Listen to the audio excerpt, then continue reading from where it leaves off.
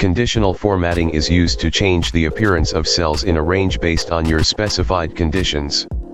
The greater than highlight cell rule will highlight a cell whose cell value is greater than your specified value.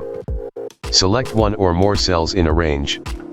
On the Home tab, in the Styles group, click the arrow next to Conditional Formatting, and then select the Highlight Cell Rules, select the greater than. This will open a dialog box where you can specify the value and the appearance option. Apply to Range is showing the selected cells. Rule Type is showing selected rule. Enter a specific value into the input field. Excel will compare selected cell values with this value.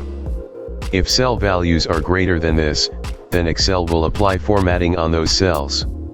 Select the desired appearance.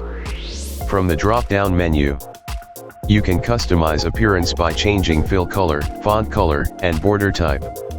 Now click Done. The cells with values greater than given number will be highlighted in green. The greater than highlight cell rule also works with text values. To format text, repeat the steps.